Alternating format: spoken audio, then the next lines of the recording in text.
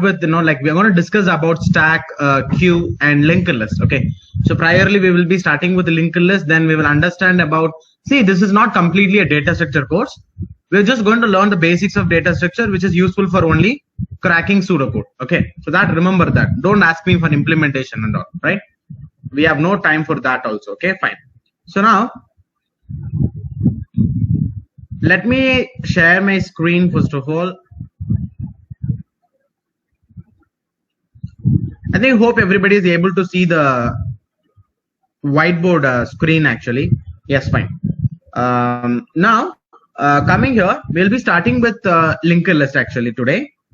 We are going to start with linked list.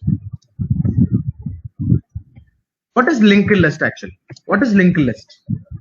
If you want to understand what is linked list, then you should understand what is the array, because after array only we will have to learn linked list. So to understand linked list, first of all we need to understand what is array.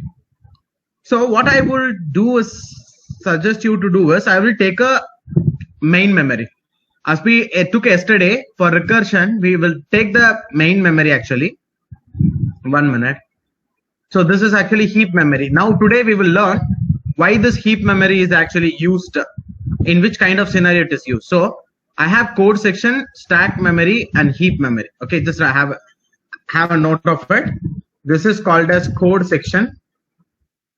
This one is called as heap memory. This one is called as heap memory. And the middle part is actually called as stack section. It's stack memory. So code section, stack memory, heap memory. So there are 3 parts here in main memory. Okay.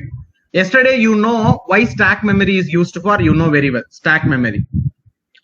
In code section also you know. And heap is the only part we left actually without knowing what it is going to do. But before doing that, we will understand how what is arrays and how array can be like used. Okay, so we will learn about array, then we will see what is the difference between array and linked list. So which kind of scenario you have to go for array and which kind of scenario you have to go for linked list. So starting with arrays. Okay, let me be slow. Okay, let me a little bit slow down myself because okay, right. So few times I might forget and I might used to go fast, speak fast. But let me slow down myself. Yeah, fine. First of all, let us understand what is array. Coming to array, array means collection of element, collection of same data type element, collection of all the elements stored in a consecutive memory block. Okay, I'll tell you what is consecutive memory block, how it is done. But generally, array is a collection of same data type elements stored in a consecutive memory block.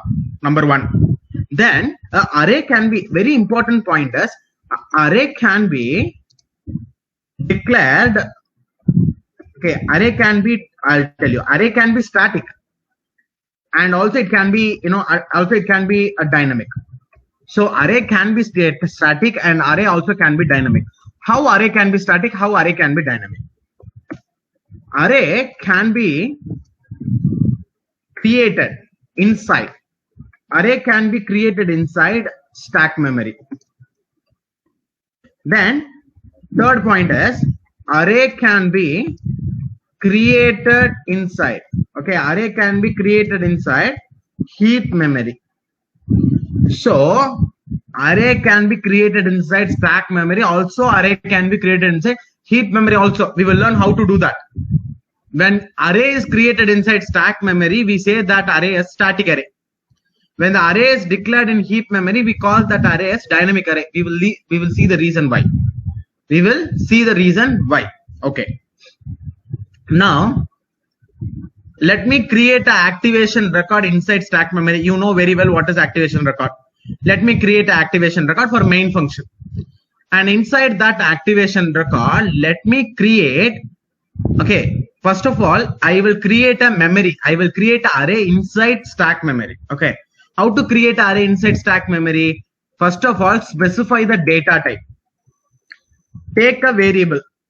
And after a variable, you give a open rectangular bracket and a closed rectangular bracket. And inside the open and closed rectangular bracket, give the size. Okay, give the size of the array. You have to provide how much memory block you need to allocate. Let me try to give 5. So int a of 5 semicolon. Okay, so this is already you know how to declare array. This normal way of declaring array, if you do like this, array will be created inside stack memory. So we have created an activation record inside stack memory, and inside that activation record, what will happen? Continuously 5 memory blocks will be allocated. What is this continuous consecutive memory blocks? I'll teach you now. Okay, memory block 1, memory block 2, memory block 3, memory block 4 and 5. So continuous memory blocks. Okay, continuous 5 memory blocks are created. And now let us take the address of every block. Let us take the address of every block. Usually an integer will be taking 4 byte. Integer will be taking 4 byte of memory in a 32-bit compiler. So when a single integer, I'm creating a memory block for a single integer, what will happen? 4 byte will be allocated for a single integer value. 4 byte means one address block is equal to 1 byte. One address block is equal to 1 byte. So 4 byte I have to take, which means I'll be taking, for example, address 1000, 1 byte. Then I will be taking 1001, second address. I will be taking 1002, third block. Then 1004, 3. So all these 4 byte together will take it, will tell that there are 4 byte of memory that we are going to allocate. So a single unit of memory block is going to be 1 byte. So if I want 4 byte, how many unit block I need to take? I need to take 4 memory unit. Okay, 4 byte equal to 4 memory unit I need to take. Okay, so 1 plus 2 plus 3 plus 4, totally 4 unit I will be taking. Similarly, here we have taken 5 different memory blocks for integer. Each and every block will be taking 4 byte of memory. When a single integer is taking 4 byte of memory, 5 different integer blocks. So each and every integer block will be taking 4 byte. Let us start actually the process from 100. Let us consider the address of the first memory block starts from 100. But this memory block should take 4 byte, right? If it has to store an integer, it has to take 4 byte. So 100 is 1 byte, 101 second byte, 102 third byte, and 104 will be 4 byte. So from 100 to 103, it will be totally 4 byte. Can you able to understand? 100, 101, 102, 103. These 3 blocks can be taken. These 4 blocks together will take, together it will be equal to 4 byte. So from 100 to 103, it is consumed for first block. Then what is the next byte of after 103? 104. So the immediate next block will be starting from 104. The next immediate block where you stop for the first block. For the first array block, in which memory address you are stopping, from there you have to continue for the next memory block. So I'm continuing from 104. So starting from 104, 104, 105, 106 and 107. These 4 byte will be given to the second block. Then it finishes. It starts at 104, 105, 106, 107 and it finishes by 107. So the next block will start with 108. So this memory block 108, 109, 110, 111. So the next block will start from 112, 112. Next 112, 113, 114, 115. So the process will stop at exactly the address 114. Okay, not 114, 112, 113, 114, 115.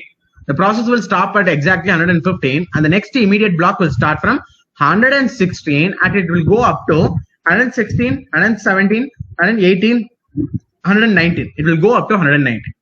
So every other, see, each and every block is taking the consecutive memory blocks. You see, after 100, I'm not taking 110 or some random address. No, the continuous memory address we are occupying while allocating memory.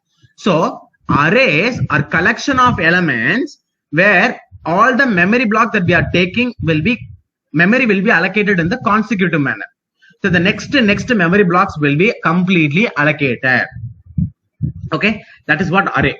Okay, so now I have taught you how to create an array inside your how to create an array inside a stack memory. Okay.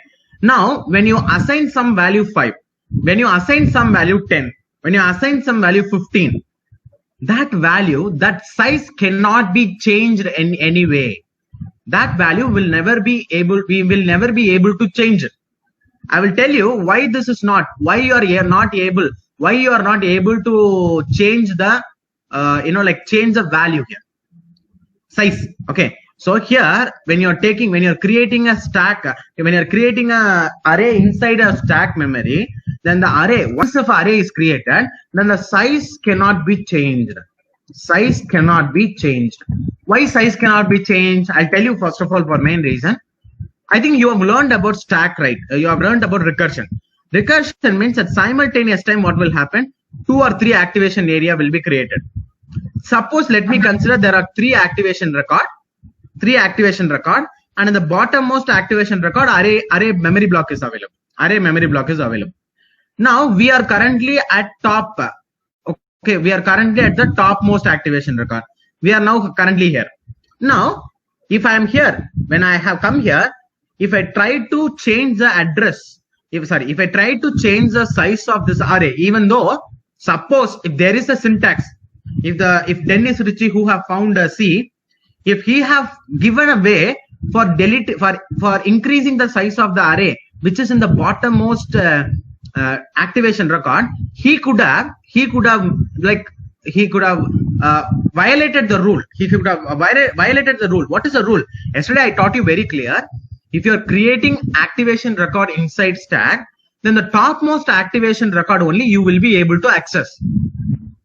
If I want to access this activation record, then these 2 activation records have to be deleted. Then only you will be able to access this activation record. So when I am in this activation record, there is no possibility of increasing the size of the array which is available in the bottommost activation area. If I need to do it, I need to delete these 2 activation records. So there will be lot of collapse will happen. If I allow to change the size of some memory block which is available in the stack memory, if I allow to change the size of any memory block that we allocated in the stack memory, then there are a lot of conflict will happen.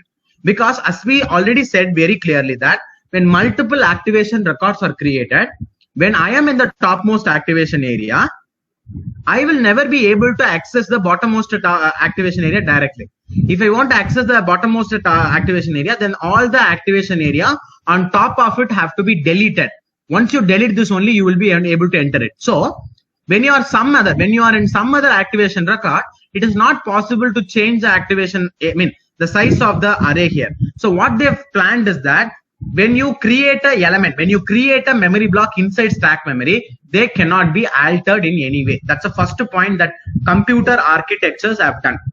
So you cannot ask me why, but what happens is whenever a memory is allocated inside stack memory, we does not allow anybody to change the size of the memory block created inside stack memory because of the multiple activation record which are getting created. Because when from one activation record accessing some other activation record is so difficult. Okay, it is like, see, as I mentioned earlier, it is like see what happens. The last created activation record is a topmost activation record.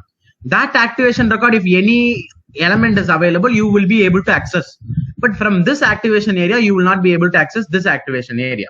So there are a lot of conflict. There is a lot of conflict with the stack memory. So what happened is computer architectures have completely disabled changing the size of the memory block created inside stack memory. Do everybody understood what I'm doing here?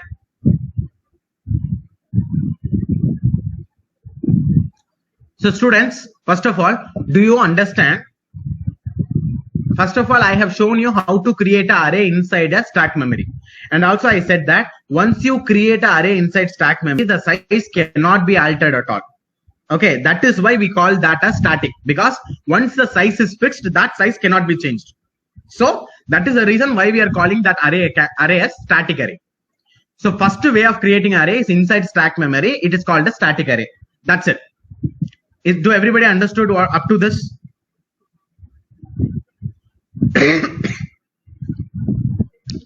Sir, explain concept of activation record. I hope you are not there in the yesterday session. Okay, Rocky.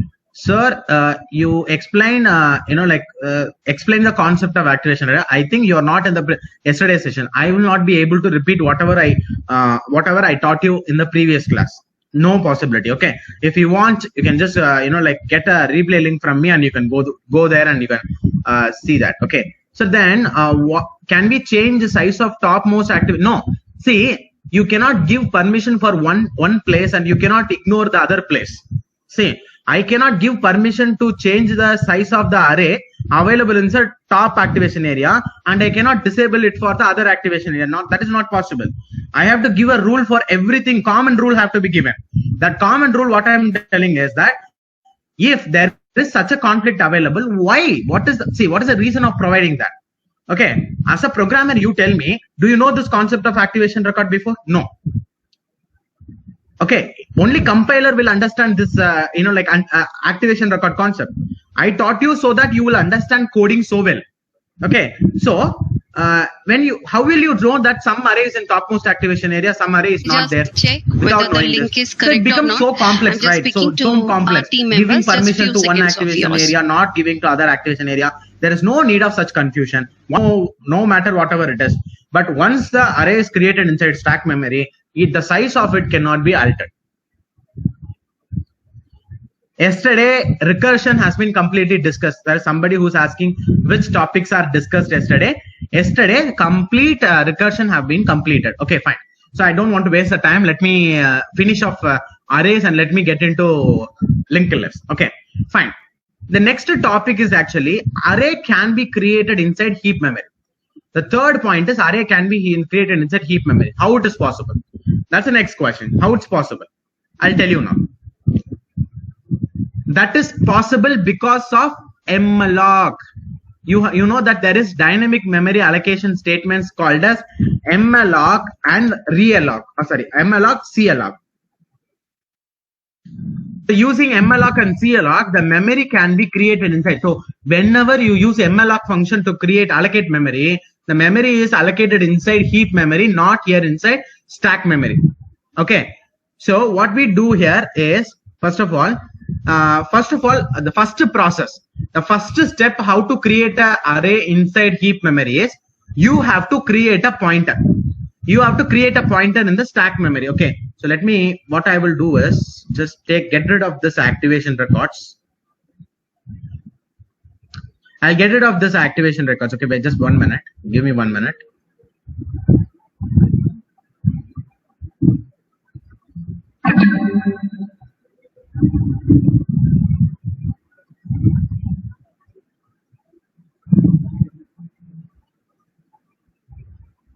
Okay, fine. Now, what you need to do is actually coming here to activation record, main activation record. First step you need to do is you have to take a pointer block. What is a pointer? A pointer is normal memory block, but it is capable of storing the address of another block. See, normally there are two kinds of variable available. One variable is called as data variable. One variable is called as data variable. The other variable is called as address variable. In terms of C, I'm speaking. Okay, in terms of C, there are only two variables available. One is data variable, the other one is address variable.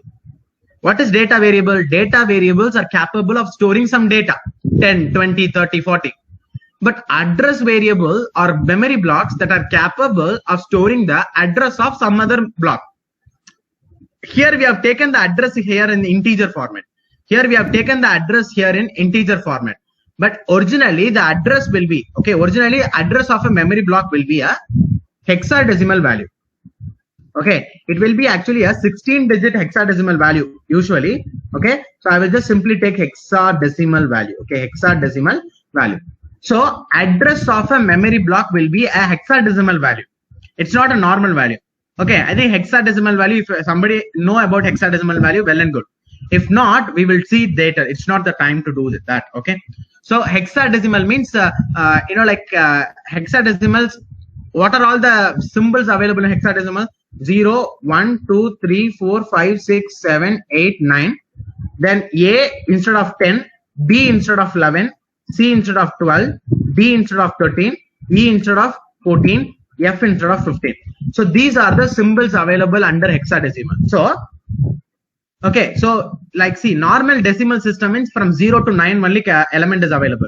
But hexadecimal from 0 to F is available. So a hexadecimal address is made up of these characters actually, these elements. Okay, a hexadecimal address is made up of these actually. Okay, I will show you this hexadecimal address here in the editor. I'll show you later. Okay, fine. So what happens is a pointer variable, an address variable is capable of storing an address of some other memory block.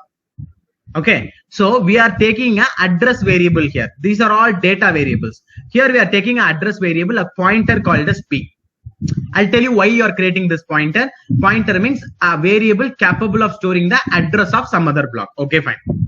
Now I introduce you to malloc function. Okay, fine. Okay, I'll just introduce you to malloc function. Malloc is a function. First of all, malloc followed by how to use malloc function. Malloc followed by inside the parenthesis you have to give size of what is the what memory block you need to allocate here in heap. You have to allocate totally 5 memory block, and each and every block have to be an integer memory block. Okay, so size of integer, for example 4 byte. So size of integer, this operator will automatically find, size of operator will find what is the total number of memory required for an integer variable. Then multiplied by totally how many integer memory blocks? 5 integer memory blocks. 5 integer memory blocks I need to allocate. So 5 multiplied by size of integer, which means 5 multiplied by 4, 20 bytes will be continuously allocated. 20 bytes. Whereas 20 byte means 4 plus 4 plus 4. 5 4 is there. Here, right? Am I right? 4 plus 4 8, 8 plus 4 12, 12 plus 4 16, 16 plus 4 20. Here also 20 byte only allocated.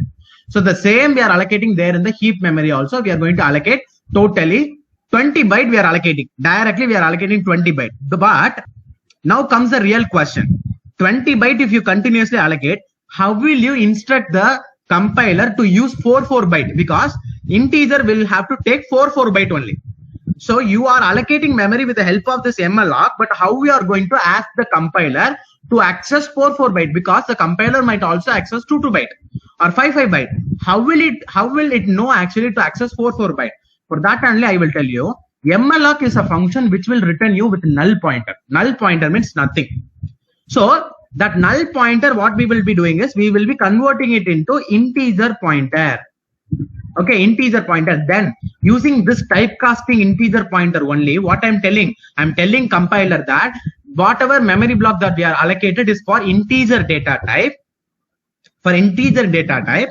So what you have to do? You have to access 4 memory blocks. 4 continuous byte you have to access to read an element because it is an integer. Okay, this integer star only defines it actually. Now, after creating a memory block, so this entire statement, what it will do is it will create a memory block, a consecutive 5 memory blocks it will be creating. Inside the heap memory, continuously 5 memory block it will be creating. 1, 2, 3, 4, 5. Continuously 5 memory block. And each and every memory block will be having its own address similarly, same like here, inside stack. Same memory. Okay. Similar way their memory will be there. For example, let us consider that the starting address of the first memory block is 200. So this is called as base address. The first memory block, first address is called as base address. So then this base address will be written by this entire statement that you are writing. The base address of the entire memory block that you have created now with the help of malloc will be written. That memory address you have to capture with the help of the new pointer that you created inside the stack memory. So you should take the address 200 and you should store here in the stack memory where you created a pointer, right? You have to store it because I'll tell you the reason, but priorly what I will tell you is that you have to do like this. Okay, integer pointer, okay, integer star p equal to, okay, now the right hand side will create memory block inside heap memory and it will return you with the base address of the memory block created. That base address will be captured and it will be stored in the pointer variable p that you created inside the stack memory. Now the 200 address will be available inside here. So when a pointer is holding the address of some memory block, then that pointer will start referring to the memory block itself. So now with the help of this, Now with the help of this address, you will be able to access this memory block. Okay, you will be able to access this memory block from here. So you are creating a pointer here in stack memory. You're creating a pointer here in stack memory, and you're using with the help of malloc function, you are creating memory block in heap memory, and you're taking the base address of that memory that you created, and you're storing it in the stack memory. In the stack memory, you created a pointer, right? In that pointer, you're storing the address. So hereafter, what you can do is similar to the normal array. Similar to the normal array, you can access P of 0. You can access P of 1. You can access P of 2. What is this? You can access P of 1. P of 1 means 0th index. So this memory block is only called as 0th index.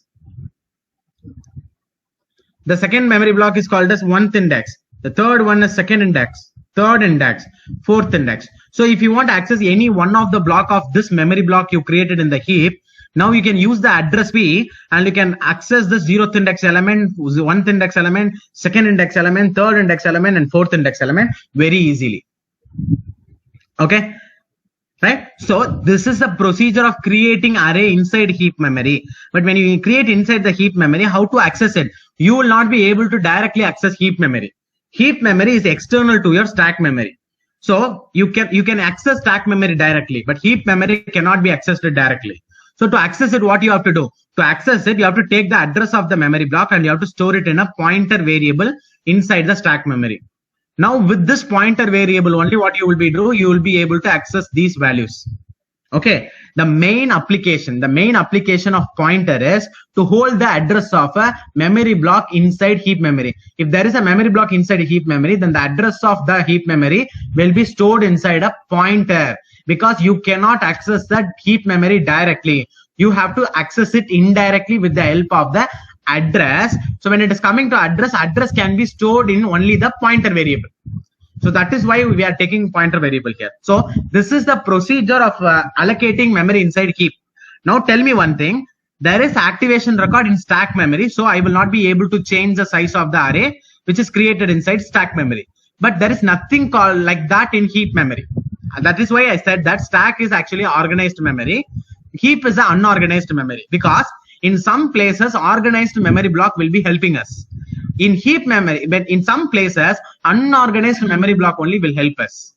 Okay, so here why I call it stack memory organized memory, because it is procedurally it is creating activation record, and inside that activation record only memory blocks are getting created. There is a procedure. There is a organizedly it is storing all the data inside stack memory, but heap is not like that. Heap does not have any activation area. It is not completely organized. So when you are creating a memory block in heap memory, now it can be extended. Now inside heap memory, there is no activation record, nothing is available there. So the size of the heap memory can be altered with the help of realloc. Once you initialize with some value, you can also reallocate it and you can extend the size of the array. So you can shrink it and you can also, you can reduce the size of the array and also you can expand the size of the array. But when you use realloc function, what will happen is, every time when you use realloc function, the same memory block will not be extended. A new memory block will be created, and the new memory block, the old data from this memory block will be copied to the new memory block, and this old memory block will be deleted. For example, if you are trying to reallocate the 5 memory blocks with 7 memory block, for example, I'm not giving the original argument. I'm just simply saying that 5 memory block, you want to extend it to 7 memory block. It will not extra add 2 memory block here. It will not do like that. What it will do is it will create a new it will create a new memory block. It will create new memory block with size 7. Okay, I'll just show you here. 1, 2, 3, 4, 5, 6, and 7. So you created a new array of size 7, and all the values here, existing values. Suppose if there is any existing value, what will happen? Those existing. So from 0th index, you will copy it here to the 0th index. 1th index, you will copy here. 2nd index, if any value, you will copy here to 2nd index. 3rd index here. 4th index here. So this process will happen whenever you use realloc function.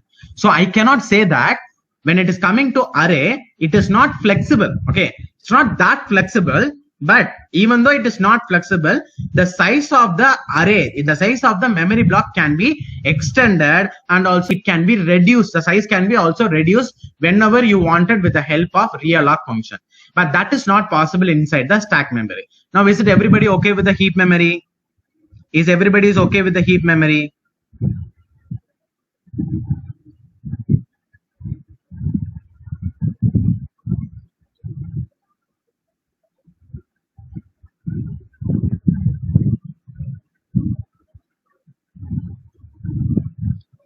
Pavan Kumar is asking me one question. Sir, is heap and stack memory is like RAM and ROM? Not like that. Not like that. Stack and heap both are inside your RAM only. Stack and stack memory, heap memory both are inside your CPU. It's both are inside your random access memory. It's not ROM. ROM means it's read-only memory. It's called as it is not read-only memory, right? You're able to create also inside the heap memory. So you cannot say like that. So initially it will have garbage value or 0, sir. When you use malloc, it will be having garbage value. When you use cloc function, it will be having 0 by default. When you use cloc function, all the memory block will be having 0 by default. When you use malloc function, then all the blocks will be having garbage value. There are a lot of S available. S are perfect. Sir, can you explain the last step? Okay, realloc only happen in heap, sir. Yes. Can you please give a fast summary? Yeah, I'll do a fast summary. And realloc function only happen inside heap memory only. Okay, fine. So now I will just have is there any disadvantage of using heap memory, sir? I would say no. There is no disadvantage of using heap memory actually. Yeah, there is no disadvantage of using heap memory. That malloc and realloc line. Okay, I'll just have a quick refresh of whatever we have seen so far. Coming to array. Arrays are collection of element which is stored in a consecutive memory blocks. Collection of elements stored in consecutive memory block. Now coming to array can be either created inside stack memory, or it can be either created inside the heap memory. When it is created inside stack memory, it is called a static array. When it is created inside heap memory, it is called as dynamic array. I'll tell you the reason.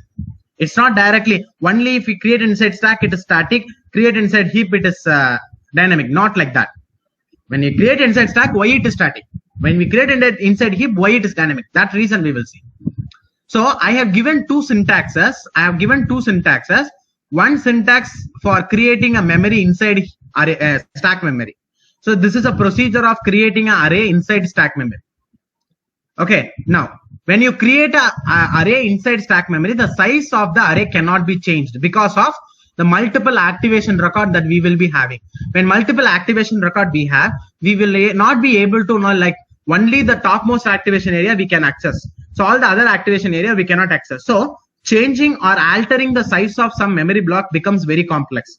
So what computer architecture does is they have completely disabled altering the size of the memory block created inside stack memory. So inside stack memory, if you create any memory block, that cannot be altered at all. It cannot be altered at all. So that is the main reason why we are not able to delete an element completely from the stack memory. But if it is a heap memory, you will be able to delete it. But in stack memory, whenever once a memory is created, you cannot delete it also. You cannot extend the size also. That is what the truth, that's a exact truth about stack memory. Number one. Number two, how to create a memory inside heap, how to create an array inside heap memory. You have to create a pointer here in the stack memory. And pointer means, already I made it very clear, it is capable of storing the address of another variable, another memory block. So you created a pointer variable, address variable, and then with the help of malloc function, you created an array inside the heap memory, and the base address of the array, you took it and stored it in the pointer p. Now with the help of pointer p, with the address of the memory block in heap, you will be able to access all the memory block over here by index. So p of 0 here, p of 1 will go here, p of 2 here, p of 3 here, p of 4 there. So normally you can access p of 0, p of 1, p of 2 to access all the elements of the array, that you have created in here in heap memory. Now once you have created a memory block, you have created an array inside heap, then the size of it can be changed. So when size can be changed, you can call it as dynamic array, because When size can be changed, you can call it as dynamic. Size changing. Dynamic means something has to change. Static means constant. It should not change. So when size cannot be changed, it is called a static array. When size can be changed, it is called as dynamic array. Okay, so here it is called as so whenever we create it inside a heap memory, it is called as dynamic array. Okay, so this is what I have to convey about arrays. So array can be created inside stack. I showed you how to create inside stack. It can be also created inside heap memory. I have shown you how to create it inside heap memory. Yes. Okay. Now with all this knowledge that we have about arrays, now let us jump to linked list and let us understand what is linked list, how does it differ from array, and for what reason we need to go for a linked list instead of array. What is the reason of going to linked list? So exactly we will learn the reason and we will proceed with linked list. Okay, fine. Is it everybody okay with this?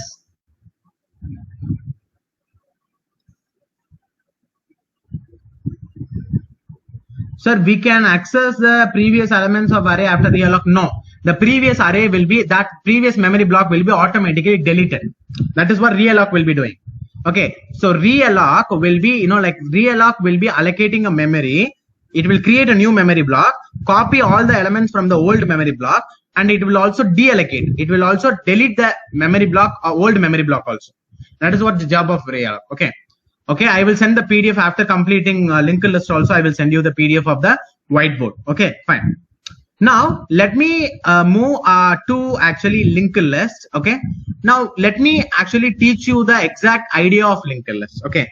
Now, I'm going to teach you the idea of linked list. What is the idea of linked list? And when do you actually require a linked list? When do you actually require the concept of linked list? We require something called as linked list. I will tell you a scenario.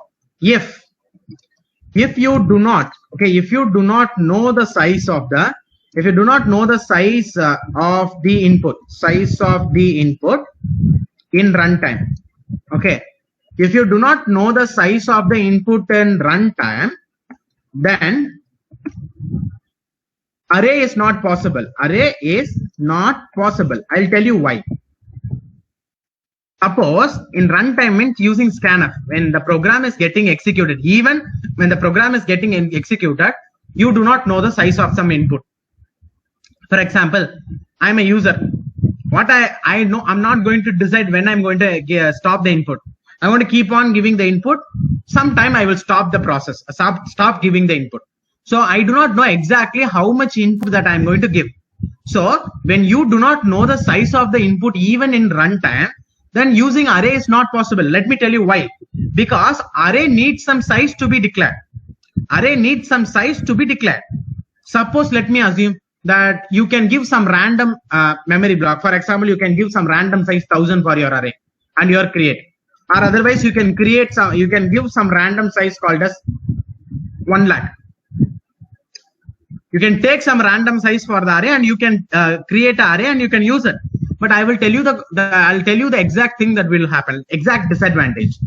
When you are allocating random of 1000 memory block, sometimes what might have, when you are allocating 1000 block, they might enter, the user might have entered 10,000 elements. When you are allocating with 1000 memory block, user is entering 10,000 element, what will happen? You run short of memory. Okay, so the memory is not enough. Sometimes when you are allocating 1 lakh memory, now you are allocating 1 lakh memory blocks. When you are allocating 1 lakh memory blocks, what will happen is the user will enter only 10 elements. So now what happened? The user is entering only 10 elements, but you have allocated 1 lakh memory blocks, which means all the remaining memory blocks are waste. The memory is waste. You have occupied so much of memory. So either you can run short of memory or either you can use extra memory. So somehow there is a conflict. So sometime when you're taking the size of the array, that might be not enough. Sometimes when you're taking the size of the array, that might be that is too much. Okay. So you're taking too much and you're wasting the memory. So for this conflict, you will not be, the array will not be the perfect data structure to go for such kind of scenario. Do everybody understand the scenario that I'm mentioning?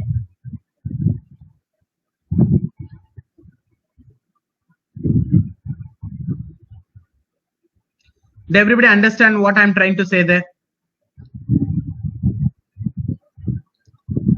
When you do not know the size of the input and runtime, then I am saying that array is not the suitable data structure. Because sometimes when you take some random memory block, sometimes it might be not enough, sometimes it might be so extra. So that we will not be using array. Array will not be a suitable data structure for that kind of scenario. Now, for such kind of scenario only, we will be introducing linked list into the game. Okay. There are few people asking the difference between malloc and cloc.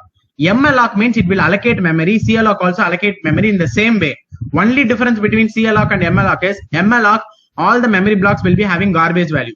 Cloc, all the memory blocks will be initialized to 0 by default. That's the only difference between malloc and cloc. Okay. Can we use dynamic array with malloc and realloc?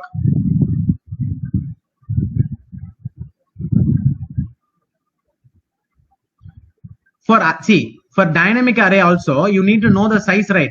First of all, when you know the size only, you can create a normal array itself, normal array that you can create. Okay, then only you can extend it, or no, you do not know the size of the input in the runtime itself. Okay, so you have to go with some random. So for example, in malloc, if you're taking short memory, if you're taking less memory, then it's enough. Suppose if you're allocating too much of memory, what you will do? For example, I'll tell you something. You're allocating 1000 memory block. A default of 1000 memory block you're allocating with the help of malloc. If suppose extra element is coming in, then you can reallocate and you can extend, you can use it. Suppose the user have stopped up to 10, what you will do? Then the remaining memory will become waste, am I right? So that's a reason. And also I made it very clear that whenever you use realloc function, it is not that flexible. Realloc function is not that flexible. Realloc function, what it is doing? It is creating a new memory block. It is creating a new memory block and copying the data from the old memory block and deleting the old memory block. It's a very complex process happening. So realloc is not a flexible process actually. I want a data structure which is so flexible, you will be able to expand the size or shrink the size whenever you require in a very, very, very easy manner. Okay, because for reallocating, it will take order of n time complexity. It will take n unit of time for, creating a new memory block, reallocating it. Okay, fine. So now taking, there is somebody who's telling that we can type p equal to int star malloc n multiplied by size of int by taking n from scanf. Are you listening to the class? Are you listening to the class? I'm telling that if you do not know the size of the input in runtime, what is runtime? Runtime means scanf. Even using scanf also, user will not know how many input he is going to enter. We do not know the size of n. When we do not know the size of n, I say that array is not the suitable data structure, and I'm going to introduce you to some other data structure called as linked list. I hope you would understand. You do not know what is n at all. When you do not know n, how much memory block you will allocate? That for that kind of scenario only, I'm going to introduce you to idea of linked list. Okay. And students, let me tell you one thing. When I come to chat box and when I ask you to ask some doubt, you ask your doubts. You keep on, like you say, see the chat box. Chat box is automatically, see, you are giving 100 doubts per minute. Okay, 100 doubts per minute. You are just like typing it in the chat box. When I give you time, you ask your doubts. Clarify that. When you keep on doing this, do you think will I be able to do it effectively? Single person will I be able to answer 1000 questions in 2 minutes? Not possible, right? Understand that and understand that. Yeah, fine. Understand that and use the chat box properly. When I ask you to clarify some doubt, that time you can write, because I cannot scroll down and I cannot go to the bottom and I cannot start reading all the doubts. So when I insist you can start your doubts. So keep a note of all your doubts, and when I ask you to post it, then post it, please, because then only I can easily keep a track of what are all the questions that I have answered, what are all the questions I have not still answered. Yeah, fine. Now, coming here to the idea of linked list. Coming to the idea of linked list, first of all, to make you understand the idea of linked list, I will take a main memory. I will take main memory, where the main memory will be divided into 3 different parts. Okay, where the main memory will be divided into 3 different parts. So part number 1 and part number 2, part number 3. You know very well that here comes code section. Here comes code section. Here comes stack memory. Here comes stack memory. And here comes heap memory. Here comes heap memory. Okay, fine. Now, coming to linked list. What is the idea of linked list? The idea of linked list is, first of all, create an activation record here in stack memory. Create an activation record here in stack memory. Now, what you are going to do is, we are going to create something called as a node. We are going to create something called as node inside heap memory. What is a node? What is a node?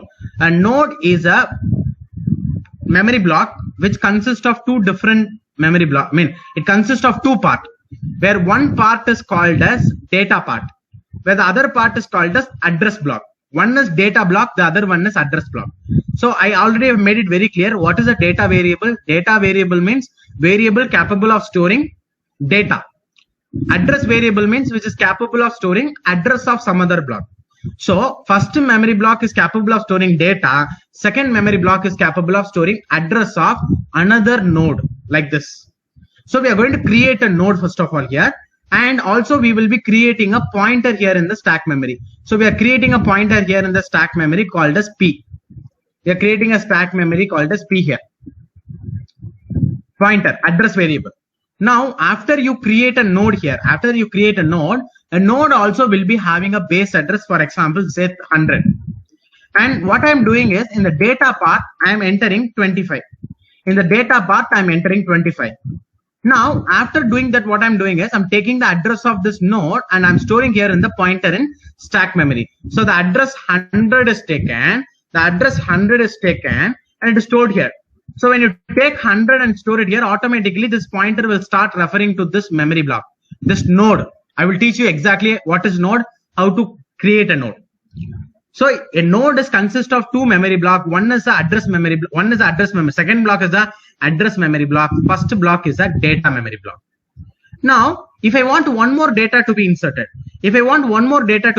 I will create the same, like similar way. I will create one more node also. I will create one more node. What is a node? A node is a memory block that consists of both data variable, data block and address block. Data block, you can store some data. So if you are trying to insert new data 10 will be inserted in the data block. And now the new node that you created, right? The new node that you created, it will be having some random base address, for example, 350. Now this address, the base address 350, right? The base address 350 have to be taken and it has to be stored here in the first memory block. The address of the second memory block have to be taken and it has to be stored in the first block. First block, we have address block, right? A block which is capable of storing address. In that block, you are going to store 350. Now tell me, let me make it very clear again. You create a pointer here in stack memory and you have created a node inside heap memory. How to create a node in heap memory? That is using malloc function, you will create it. And in a node, you have a data part and you have an address part. In the data part, you store some data and the address of the first node that you created, you take it and store it in the pointer variable available in stack memory. Then if you want one more element to be created, you create one more node, insert the new element, and the address of the new memory block, you have to keep it in the previous node address block. Suppose if you want one more data to be created, you create a new memory block, and in the new memory block, it will have two different blocks. One block is called as data block, the other block is called as address block. Coming to data block, the data block, for example, let me insert the data 12. Now this new memory block will be having its own address, for example 200, and the address 200 can be taken and it can be stored in the previous node. Okay, in previous node address part. So you take the address 200 and you store it in the previous node address part. Yes. So when you store the address of this node here in the first node, it means this first node and second node gets connected because of the address. Because when you have the address, then it is easily you will be able to access that memory block. Because easily with the help of a pointer, when you have an address, you take that address, store it in a pointer, and with the help of the pointer, you will be able to access that memory block very easily.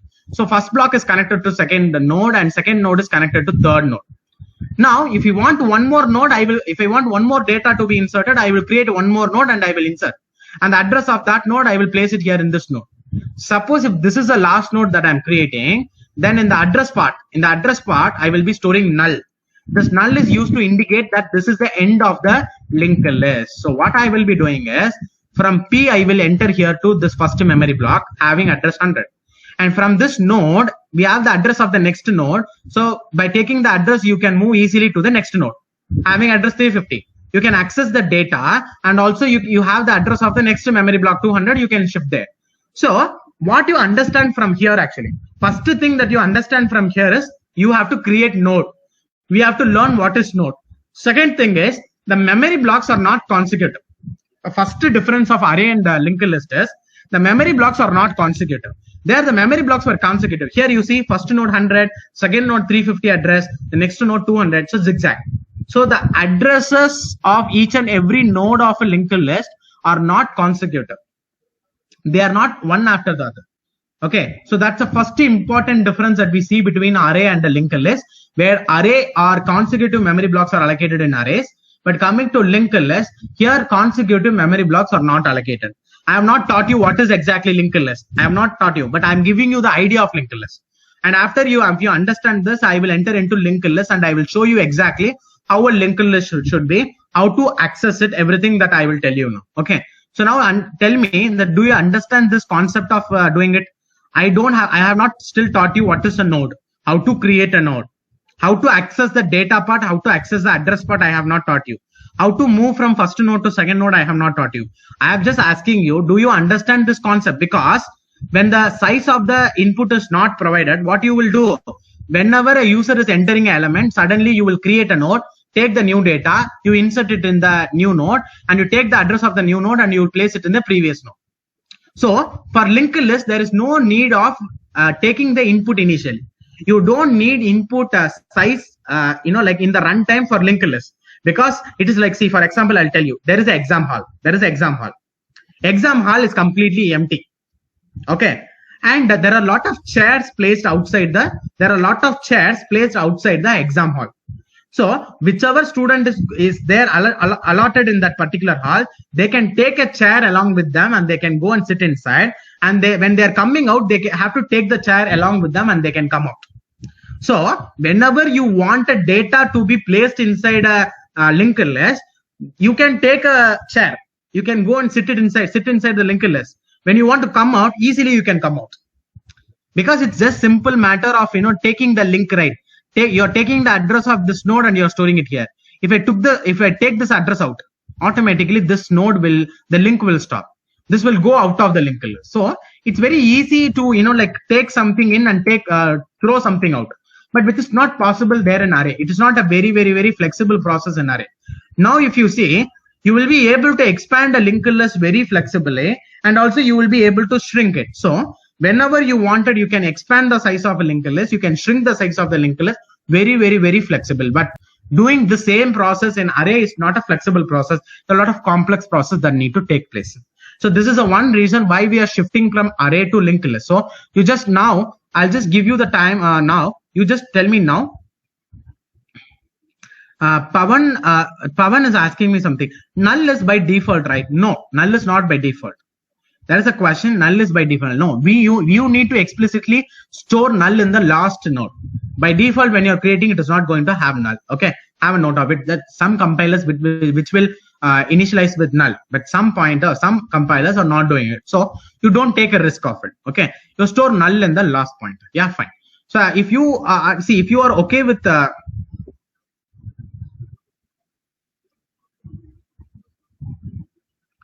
my cursor is not visible. Okay, wait a minute. I'll try to check it.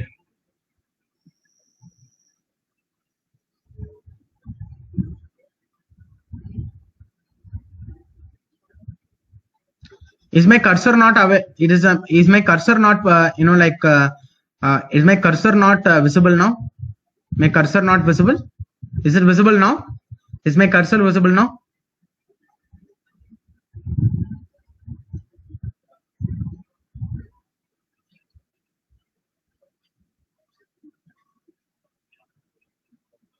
Rami, that is a question. Base address is 100 only now. Why are you taking 200? Why are you taking 200 in the array? Okay, why are you taking 200 in your array? Can't understand. See here, you cannot decide 100 is. See, 100 is not the base address I'm saying. Base address can be any address. Okay, the compiler will decide, not us. Okay, it is not going to start from 100 every time. No, not like that. Any base address it will start. From which address it is starting, the next four blocks will be continuously allocated for array. But coming to linked list, there is nothing like that. Every node will be having some random address. We are taking the address when you are storing it in a pointer. We are having the track of the address. With the help of the address, we will move to some memory block and we will proceed further. Okay, so base address we are not deciding, compiler is deciding. It's not like 100. As I mentioned earlier, address is not an integer like 100. It is an hexadecimal address that I will show you later.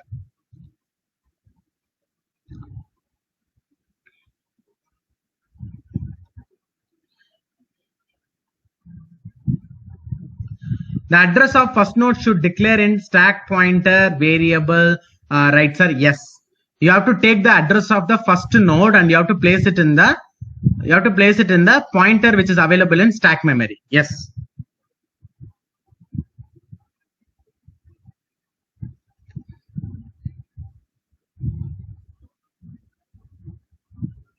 Praveen, why address is not consecutive in node? I don't know how. I think I don't know how you are thinking about like questions like this. See, I'll tell you one thing. I'll tell you something. There is a language called as English that which I'm speaking. I don't know how I'm speaking, with grammar or not, but I'm speaking a quite good English. For example, there are few grammar. You know how it is grammar, right? For example, if there is a word was is a word which has to be used in only grammar, only in past tense. Will you ask why was should be used in only past tense? Why can't it be used in present tense? Will you ask such a question? That kind of question only you're asking. This is a protocol. It's a rule. See, whenever you use malloc, a random memory block only will be allocated. See, for creating first node, you have to perform a different malloc. For creating a second memory block, you have to use a different malloc function. So whenever malloc function is called, a new memory block, random memory block only will be allocated. It will not, see, you are calling malloc function, you allocated memory block 100. Okay, next time when you are calling malloc function, it will not keep track of the previous malloc. The previous malloc function is not tracked. When the previous malloc function is tracked, then you will be able to understand the previous malloc allocated which memory block. But we don't have a track of it. The compiler is not tracking the previous malloc function that we executed. So we do not know which memory block is allocated previously. So you will not be able to continuously allocate the next memory block, so that a random memory block will be allocated for every malloc function every time when you're calling it. So that's the reason why address is not consecutive. How can we extend the memory in link? There is no need of extending it. When you want a node, you create a node, you attach it. There is no size for linked list, right? You want a node, you create it, insert a data, connect it with the linked list. When you want any number of data, you create a node, insert data, take the address, link it with the existing linked list. So you can extend the size of the linked list by creating new nodes. By creating new node, attaching it with the linked list, by that only you are extending the memory here in the linked list. Okay. In case if we delete the first node, do that address get changed in the pointer variable of stack memory? We need to do it explicitly. When you are deleting the first node, then you have to take the address of the second node and you have to place it in the stack memory, or else you will lose the linked list. The address of the first node is very important because that is the starting point of the linked list. Suppose if you lose the address of the first memory block, automatically the entire linked list address will be lost, and the entire linked list also will be lost. So the address of the first memory block is very important. First node is very important. Suppose if the address of the first node is, if you're going to delete it, then take the address of the second one and take that as a new, take that address of the second node and store it in the stack memory pointer, and then you delete the first node.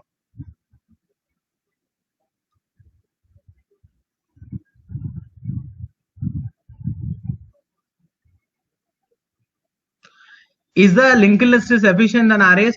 See, for everybody, I will tell you something. We have many types of data structures available. We have many kinds of data structures available. Okay, we have many types of data structures available, and one data structure is efficient than the other data structure. And some, see, array is also efficient than linked list in few scenarios. So some data structure you cannot call it as completely efficient than all the other data structure. There are few data. See, array have its own advantage. The one advantage is consecutively storing it in the next memory block. And also, in few places, array will be the efficient one, and linked list will be a worst one. In few places, linked list will be efficient, and array will be a worst one. So we are going to see which kind of scenario linked list is going to be a best data structure, and which kind of scenario array is going to be a best data structure. That is what we have to learn. Okay, that's very important, right? So the time is already 9:10. We have still 15 minutes more. If you people keep on asking doubts like that, then I have to stop here and I have to clear your doubts here itself, and I have to keep on repeating the same concept again. Okay, fine. So I'm not going to, I'm not going to drag it anymore. I want to, continue. Okay, fine. So now you understand the idea of linked list actually. Now exactly I will tell you what is a linked list. A linked list is a collection of nodes. Am I right? First point. Okay, a linked list is a collection of nodes. Linked list is a collection of. You can ask me, why are you teaching all these things? These are not going to be helpful in pseudocode, right? Definitely this is very helpful in pseudocode, because I don't know whether you have seen this question in the test that you have attended or not. There is a question: if a stack is implemented using linked list, okay, and they will be giving some question where the first node is pointed by some pointer, and second last node is referred by some other pointer. Now if you are inserting a new element, which pointer will be incremented? There's some question if you might not understand what I'm saying also. So for such kind of scenario, first of all, you have to understand how a linked list will be working. Then you should understand how stack will be working. Then only you can understand and you can answer those questions also. So definitely this will help you. So that's why I'm taking. So we'll see for only 20 minutes more for concentrating on linked list. After that, we have to switch over to stack actually. Then only tomorrow we can go with queue, and trees we can start with. And the day after tomorrow on heap and graph we can start. And graph, one more day completely on graph we can travel, and final day we can we can concentrate more on algorithms, and we can take few tests and we can start predicting the output for few pseudocodes also, right? So that's a plan that I'm having in mind. Okay, so linked list is a collection of node. First of all, what is a node? A node is created with the help of a structure. So you should be also familiar with structure if you have to go with linked list. So we are creating a struct node, and inside structure, what is a node? I already mentioned what is a node. A node that consists of two memory blocks. One memory block is data memory block. The other memory block is address memory block. So the first memory block, I'm going to take it as integer data, and this memory block can be any type data type, because it's not only for integer. Any data type, character data type, double data type, float data type you can take. In the linked list, if you want to store integer, you can take an integer data. If you want to store float value in the linked list, then you can go with float data. So the first memory block of node is a data memory block. So we have taken a data variable. Now the second memory block is a pointer variable, address variable. And that address variable have to be capable of storing the address of one more node itself. Am I right or wrong? You can see here. The node is storing the address of some other node. Now let me ask you a very simple question. Let us consider the data type of the node. Okay, the data type of the node that you are creating is struct node. Struct node is the data type of the node that you are creating. Next, I am taking an integer variable. Okay, I'm taking an integer variable. How to see, if you want to store the address of an integer variable, what kind of pointer you need to take? You need to take integer pointer. And if you want to store the address of a float variable, what kind of pointer you need to take? You need to take float pointer. If you want to store the address of a character variable, you have to store the address of a character variable in a character pointer. Why it is so? Because every data type is having different memory. every data type will be taking different memory blocks. When every data type is taking different memory blocks, you have to instruct the pointer. Okay, you have to instruct the pointer either integer or float. So when you're telling that it is integer pointer, then only what the pointer will know that it is storing the address of an integer variable. So if you want to access the data of the integer data using this pointer, then you should be accessing 4 block of memory. For float, 4 block, but for character it is 1 memory block, right? So for memory purpose only, we are mentioning that to store the address of an integer variable, we are taking an integer pointer. To store the address of a float variable, we are taking a float pointer. Similarly, to store the address of a struct node pointer. To store the address of a struct node pointer. To store the address of a struct node pointer. Okay. To store the address of a struct node, data type node. If you want to store the address of a node itself, what can be the pointer type? Because only in pointer only you will be able to store the address. But you are taking the address of a node and you are going to store it. So what should be the pointer type actually? Here integer means integer pointer. Float means float pointer. So if you have to store the address of a node, then what should be the data type of the pointer? That's a question. Yes, there are many answers that is coming in. Struct node star type. Struct node star type. So exactly, if you want to store the address of a struct node data type, then you have to take a struct node pointer. So see, for integer variable, integer pointer, float variable, float pointer, char variable, char pointer. For struct node variable, for a struct node, you have to take a struct node pointer to store the address. So the next memory block that you are going to take is a address memory block. It's a pointer having the data type struct node pointer. So you are taking a struct node pointer next, which will be capable of storing the address of the next node. So you have taken a node here. So this is what a node. A node is something which have data part and the address part. Data part, you can store any data. In the address part, you will be able to store the address of another node itself. Okay. So this is how you have to define a node. Now how to create a node? We can create a node with the help of malloc. I will tell you first of all. So now you call malloc function and you have to create a node, right? How to create a node? You should know how much memory the structure is going to take. When you know how much memory the structure is going to take, then you can create a node easily. Now for that, we have size of operator. In size of operator, you can give struct node, the data type of the node, struct node. So automatically it will analyze the node structure and it will tell how much memory block is required for this structure. And after that, as I mentioned earlier, malloc will be returning a null pointer. But the address of the new node that I created, right? The address of the new node that I created, the address of the new node created can be stored in a pointer. And that pointer have to be a struct node pointer because you're storing the address of a node variable. Node. So when you want to store the address of a node, you have to take a node pointer. I'm going to take a node pointer p equal to malloc. So if you want to store the address in a node pointer, then you have to typecast this. Malloc will be returning a null pointer. So you have to typecast it into a node pointer. To store it in a node pointer variable, you have to typecast it into node pointer. So on the front side, before in arrays, you are doing int star. You are writing int star before malloc, but now I'm giving struct node star before malloc. Okay, so this is a procedure of creating a node. Okay, so struct node star p equal to. So what we are doing, this pointer p we are creating in the stack memory. This is a pointer p that we are creating in the stack memory. And with the help of malloc, you are creating a node in the heap memory.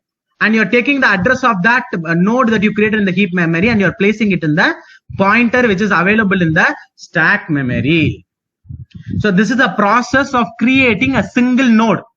Okay, so I have taught you how to define a node, and also I have taught you how to create a node also. Now the next thing is, after creating a node, how to access the member of a node, because every node if you take, it is having a data part and address part. Suppose for a particular node, if you want to access the data part, how to access it? If you want to access the address part, how to access the address part separately? So that's the next thing that you are going to learn. Okay, but one thing I will do is just 1 minute. Okay, my throat is also so sore actually. So I'll just take 5 minutes of break. Let me have some water and come back. You also have 5 minutes of break. Exactly after 5 minutes, we'll be starting the session back. Okay, not 5 minutes. Actually, before that also we can start. But before exactly at 9:22 we will be starting. Okay, so take rest up to that. You know, like take a little gap up to that and just wait for some minute. Okay, thank you. Okay. There are a few questions that I will take it up in the end of the class. Okay, so there are a few questions that I will take it up by the end of the lecture. Now I will just tell you how to access the member of the node actually. So now I have taught you how to create a node.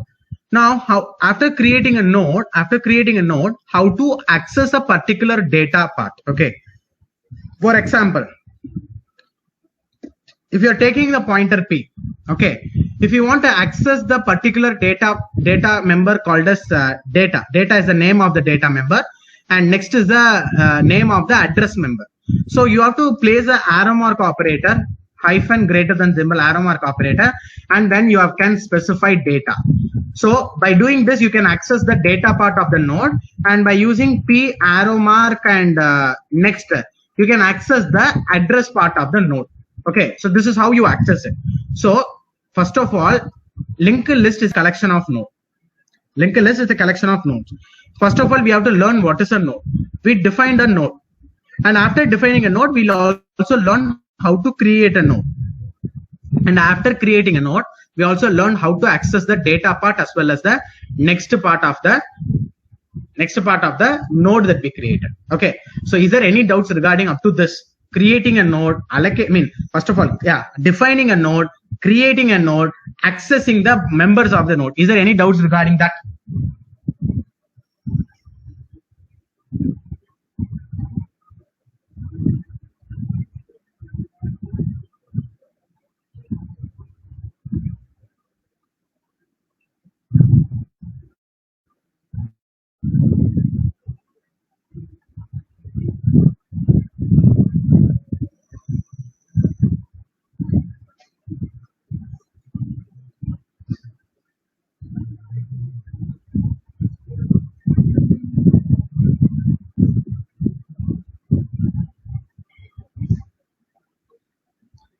Okay, there is no doubt. There are a lot of people saying that there is no doubt.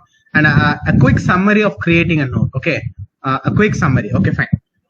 See, when you're creating a memory block, you're creating a node, you see here, you have to use, first of all, malloc to create some memory there inside your, you have to use malloc to create a memory block inside heap. Okay, so for malloc, you actually require how many memory block you are going to, how much byte you are going to allocate. So totally, whatever is the size of the struct node we have defined here, that should be the total number of, so whatever is the size of the structure node, that should be the size that should be allocated. So that is why we are taking malloc of size of struct node. So whatever is the memory that is required by this struct node will be whatever the memory, like how much memory that we require by this node will be allocated to that particular memory block. But we also have to say that malloc will be returning a null pointer to store the address of the new memory block that we created. We are going to store it in a struct node pointer. So null pointer I cannot store in struct node pointer. So if I want to store it in a node pointer, I have to typecast that null pointer to node pointer. That is why I'm giving this struct node star for typecasting the null pointer. Okay, fine. Now after typecasting, I'm storing the address in a pointer P. This address pointer P only I referred here. This pointer P. So this is a pointer P, and this is the node we created, and we took the address of the node and we placed here in the pointer. So that is what struct node star P equal to struct node star malloc of size of struct node. So that statement created this node and placed the address of that in the pointer available in the stack memory. So that's a quick overview of how the node gets created. Okay.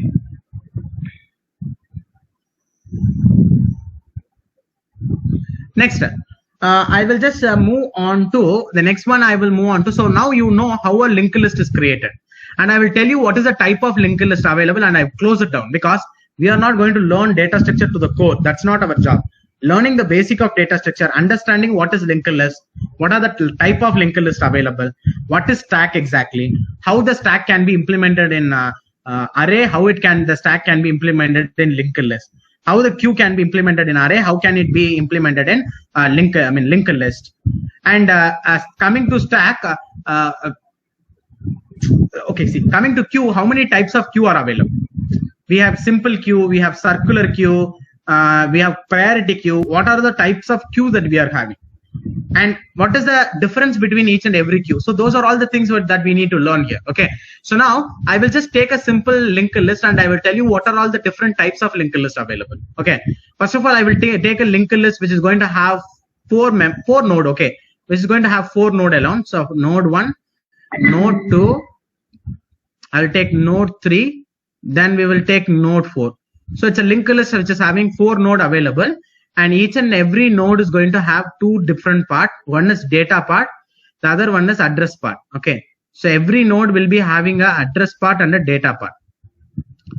Now, I'll tell you the address of the first block, right? The address of the first block is 200.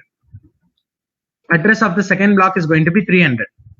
Address of the third block will be 250, for example. Address of the next block is going to be 180. Okay. Now, the address of the first block will be stored by a pointer called as P. So let us take a pointer variable P. And this pointer variable P is going to hold the address of the first memory block, which is 200.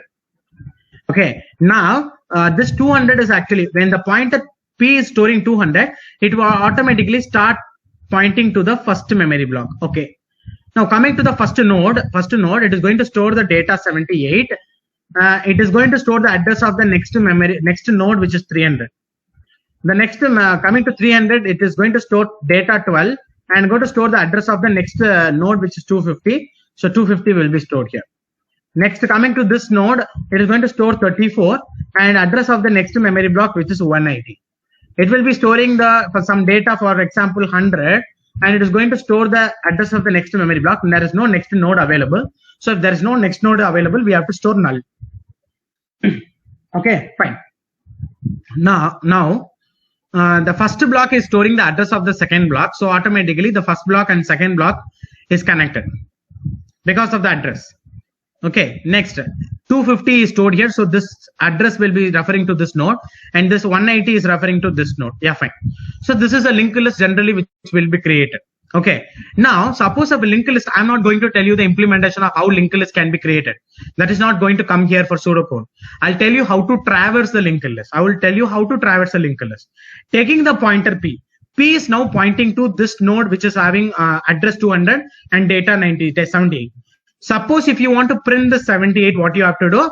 You can do P of data. You can just simply print P of data because as I mentioned earlier, if you want to access the data part of some node, take the pointer, arrow mark operator, then data, it will access P of data. So you can access 78. Now, how to access the data part of the next node available? So the same pointer variable, if it is instead of storing the address of the first node, if it starts storing the address of the second node, what will happen? The pointer will start referring to the second node. So coming to pointer, the only concept is what is the address that it is storing. Whatever address it is storing, it will start pointing to that memory block. So let us take 300 and store it in this pointer so that the pointer P will start referring to the second node. So where is the address of the second node 300 available? It is available in the first node itself. In the first node, we have a part called as next. And that next part is actually having the address of the next node. So in P of next, we have the address of the next node. And take that address and store it in the pointer P. So P equal to P of next. So whatever in P of next, that address you take it and store it in P. Now P will be holding the address 300.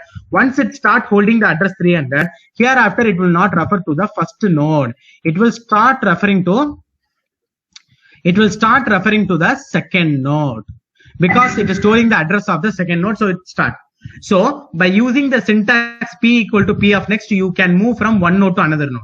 Again, if you apply P equal to P of next, now the present P is this node. What is P of next? 250. Take 250 and store it in P. Automatically, it will start referring to this node. So by using P equal to P of next, you can keep on moving from one node to another.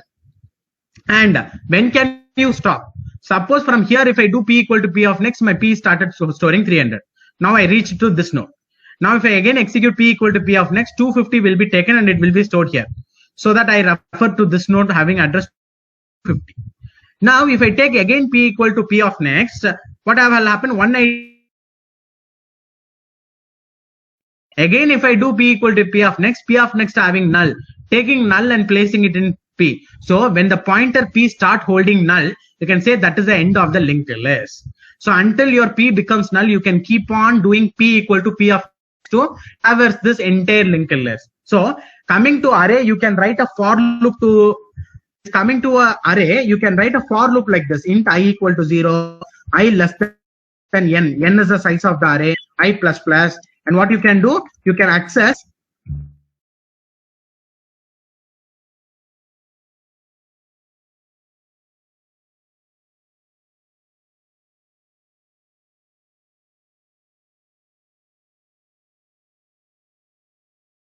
p not equal to null. What I'm going to do? I'm going to do p equal to p of next.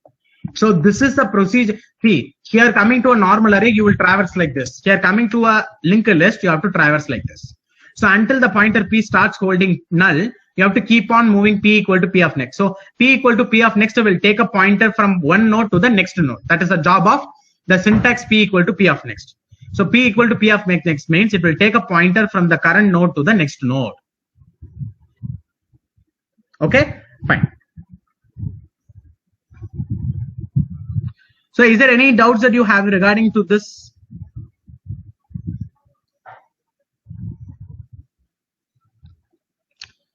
Is there any doubts regarding to the traversing? How to traverse all the node of a linked list? Is there any doubt with that? See, I'm not teaching you exactly the syntax. I'm not teaching you exactly the syntax. I'm teaching you the concept. Remember that for pseudocode, you don't want implementation. You want only to understand the concept. Okay. What about insertion and deletion in linked list? So if you want to learn, see, if you want to learn how to perform insertion, how to perform deletion, I will probably give you a YouTube playlist. I will give you there. You can learn, sit and relaxly. You can learn how to insert or delete a node, everything from linked list. Okay, that link I will give you later. Okay, fine. Now, sir, when accessing second one first one will be lost. Yes, exactly. There is a one statement there. Sir, when accessing second one, will first one be lost? Yes, definitely. When you move your pointer p and when you're instead of 200, you start storing 300, there itself you lost the address of the first node.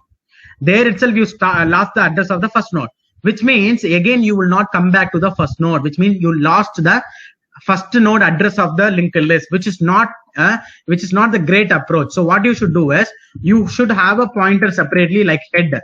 And that pointer should hold the address of the first node, which you should not change at any cost. So you have a pointer called as head, which will be pointing to the first node. And there is also one more pointer p, which points to first node. And we are using p for traversing. We are not changing head. So the address of the first node remains in head. This also might be a pseudocode question. They can ask, they can give like this, and they can ask, where is the address of the head node lost or not? Where is the address of the head node? Okay, there's a lot of things that they can do with this. So you should be very careful that whether you have the address of the first node or not is very important. Okay, so we should have one more pointer to store the address of the first node. Very important, because the address of the first node is the reference to the entire linked list. If you lose it, you lose the entire linked list. Okay, so that's one point that I want to make it. So how to access specific node? That exactly, yes, I will come to that point. If you want to access a specific node, that is a drawback of linked list. If you want to access any specific node, you have to traverse and you have to reach. Suppose if you have to access the third node, you cannot directly go to third node. You have to traverse 2 times to reach third node. But coming to array, if you want to access the third element, you can directly access it with the help of the index 2. So if you want to access some specific element directly, it is not possible with linked list. But when you're coming to array, it is possible. So every data structure is having its own advantage and disadvantage.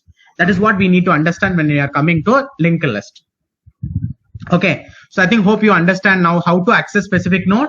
Accessing specific node. See, accessing specific node is not a very easy job here in linked list. If you want to access fourth node, you have to travel all the 3 nodes and then you have to reach fourth node.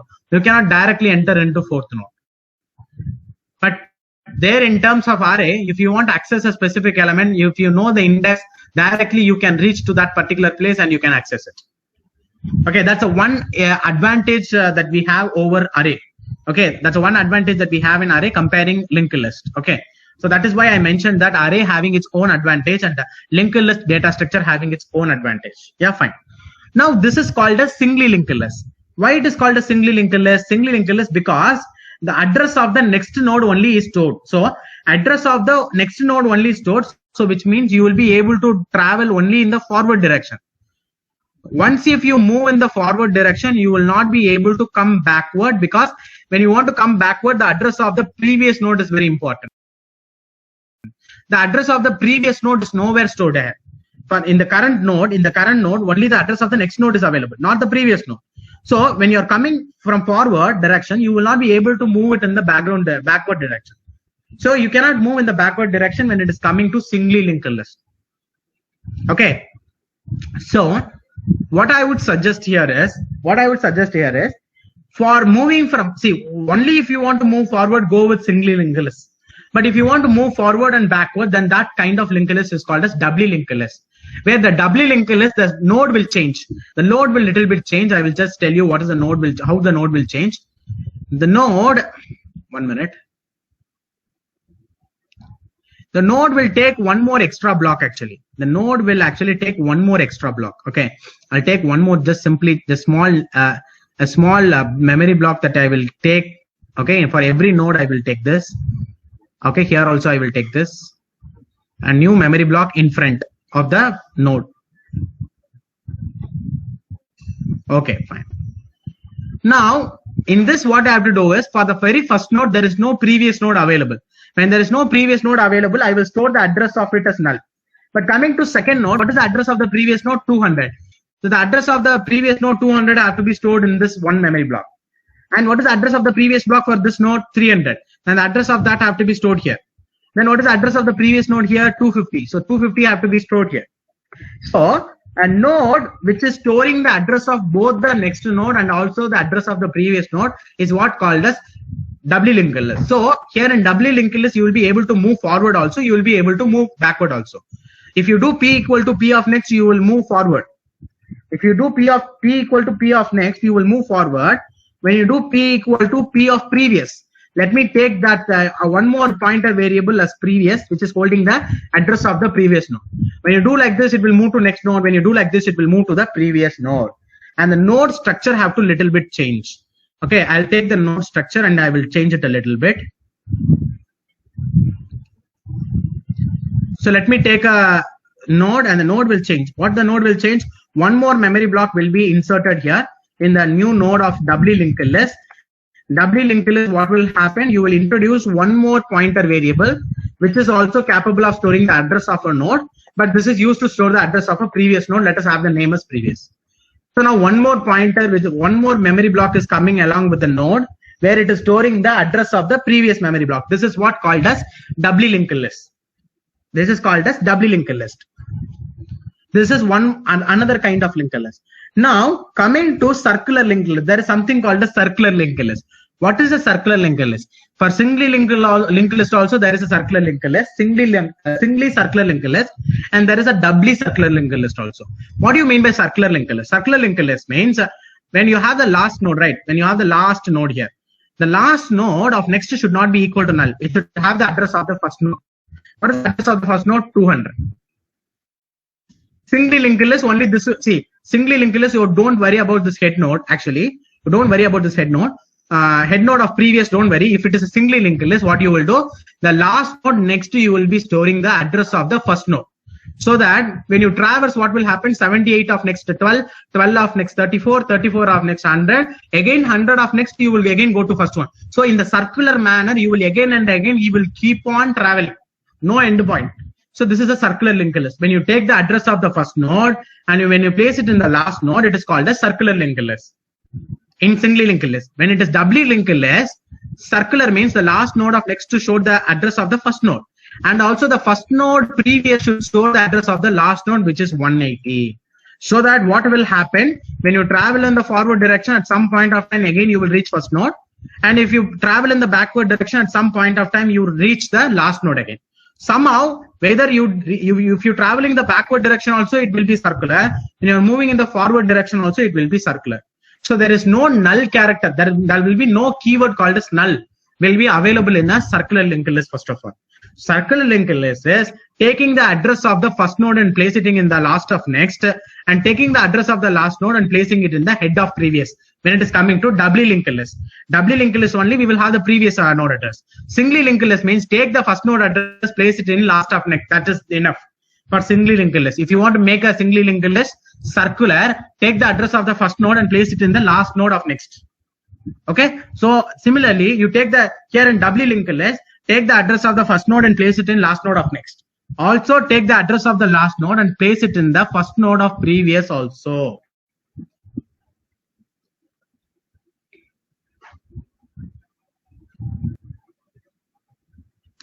Okay, there is few questions. What is the advantage of doubly linked list over singly linked list? One great advantage is you will be able to travel forward and backward very easily. You will be able to travel forward and backward very easily. That's the main advantage of doubly linked list. There's nothing else. Only thing is in singly linked list, able to move only in the forward direction. But coming to doubly linked list, you will be able to travel in both forward direction as well as in backward direction. You will be able to move. How to identify the first node in circular linked list? There is nothing called as first node in circular linked list, because from any node if you start, you can just reach any of the node again. If you start from any node, you can reach all the node attachments because it's circular in nature. So coming to circular linked list, there is no concept of something first node and last node, because any node can be taken as a first node. So coming to circular linked list, it is not necessary to store the address of the head node. Any node address if you're storing it, it is enough. Because if you store any address, it is enough, because when you have the address of any middle node also, from there you can start and you can find all the node everywhere. But that's not possible in a non-circular linked list. But that is possible only in the circular linked list. Coming to circular linked list, I will tell you the application of circular linked list. First of all, I think in few of your mobile, if you scroll down your contact list, your contact list will move from A to Z contact, and from Z it will again start from A. You need not to scroll up and down again. For few people a contact list, if you see, if you take the contact list, if you start scrolling from A, you will reach up to Z, and after Z, if you want to come to A, you need not to scroll it again down. After Z, automatically it will be connected to again A, and it will again flow to A. Okay, there are some mobile which is having contact list like that. Okay, so that exactly what they are doing. They are using circular linked list there. And one more simple application that I will tell you. You have seen certain bus transport. For example, they will have electric board in the bus transport where the electric characters will start flowing. Am I right or wrong? They start flowing. The character which will hide. Okay, one character which hide on the left side will be visible on the right side. Can you able to see that? Can you able to understand what I'm telling? Or also you can also see the headline which will be in the newspaper, online newspaper. In few websites, if you see, there will be timeline which is going on from right to left. A text will flow, and left side, when it hides, right side will start again appearing. That is also the circular nature. Okay, so in that circuit board, in the electric board that you are using in bus transport for displaying, right? So that will start, what it will do, it will start from right side, it will flow to the left side. Once it is hiding on the left side, from the right side again it will start. So that is one kind of circular linked list application. And one important thing is that I can tell you the contact list in few of your mobile. You can check that the contact list after that it will again go back to A automatically. Cycle chain. Yes, exactly. Cycle chain. So a lot of applications where the cycle chain is actually used. Okay, fine. So that's where, a circular linked list will be taking its advantage of. Okay, fine. So now I think I have just told you what are the type of linked list available, and each and every linked list, how it will be, how to traverse inside it, and about this I have discussed. So any doubt regarding linked list, anything that you want to know about linked list, you can ask. Any extra thing apart from what I have taught you, any extra thing that you need to know. Yes, exactly. Display board in railway stations, if you have noticed. Exactly. So now, if you want to, know about any extra information about linked list, you can now take your chat box into control. There is only 10 minutes more. In the 10 minutes, I will clarify all your doubts and I will close the session. Thank you. can start your you can start posting out your questions.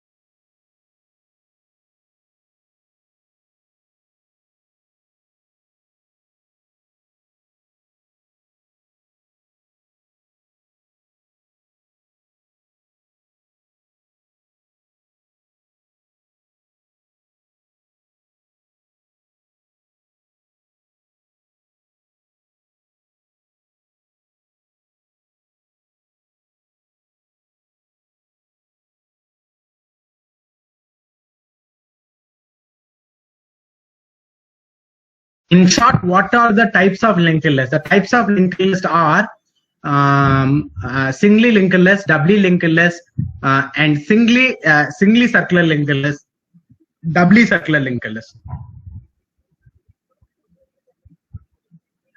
You want the PDF, right? So that somebody is asking for the PDF. Let me give you the PDF first of all.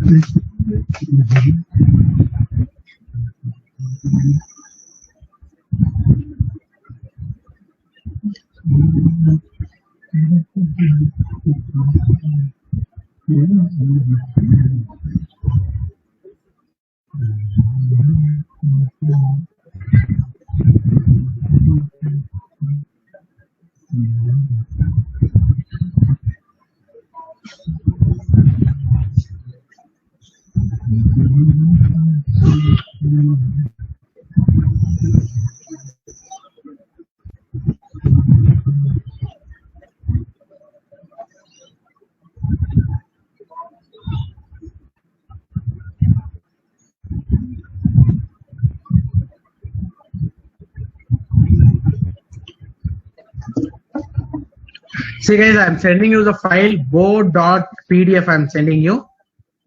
Just tell me if you receive the file, actually PDF. Tell me if you receive the PDF.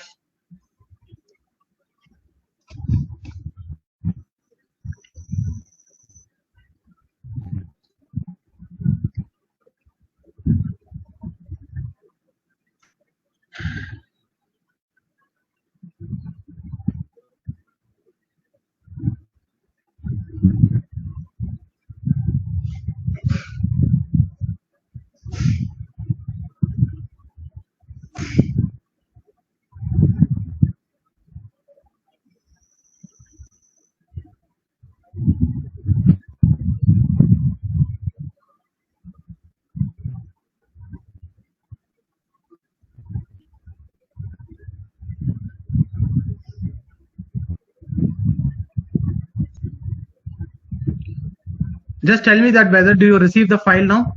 Have you received the file? Yeah, fine. There are a few questions that I can just tell you now. Sir, is it possible to insert a new node at a position in a linked list other than last position? Yes, sure, it is possible. It is possible.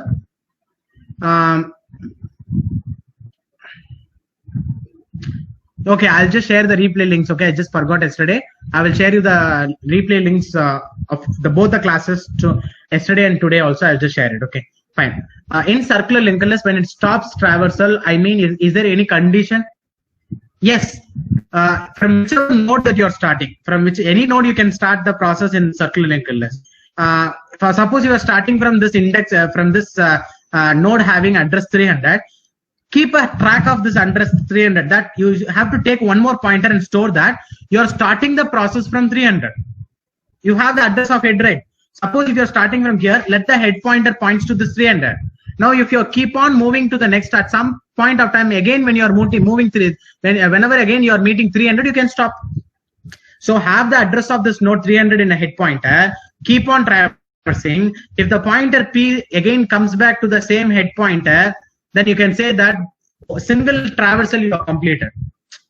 Okay, you start from head, you keep on traversing with the help of pointer P. At some point of time, if the same pointer P again comes back to head pointer, then you can say that one complete traversal is finished. So that's the point. That is a way of identifying how like how much traversing that you are doing. Yes. Okay, fine.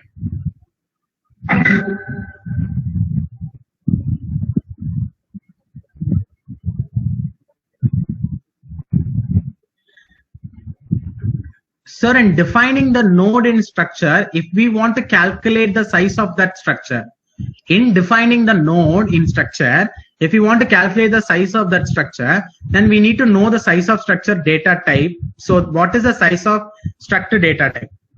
It depends on the data member that you are taking in. The size of the structure node depends on the data type. It depends on the number of data members that you are taking inside. Okay, it depends on the number of data types. So what you have to do is you have to take whatever is the whichever memory. See, for example, you are taking a structure. You are taking a structure. For example, let me take it as demo. And this structure demo is going to take integer data, integer x, going to take float y, and it will be taking double z, and also it will be taking character a. Now, what is the size of this? Integer will be taking 4 byte. Float will be taking 4 byte. Double will be taking 8 byte. Character will be taking 1 byte. Now, what is the total memory? Total memory 4 plus 4, 8, 8 plus 8, 16, 16 plus 1, 17. No, not at all. Coming to structure, what structure? There is something called a structure padding. There is some concept called a structure padding. Structure padding will be doing, it will be selecting the data type which is having more memory, which is occupying more memory, and that it will take the same memory for all the other data type also. So if 8 is the larger memory and there are totally 4 data member available, 8 multiplied by 4 equal to 32 byte will be allocated on a total in a structure with the help of structure padding, concept called as structure padding. Okay, that will automatically will be found by the size of operator. So when you give size of struct along with the structure name, automatically it will find how much data, how much byte is required for this. Okay, fine. Is there anything else that you want to tell me? Out of received.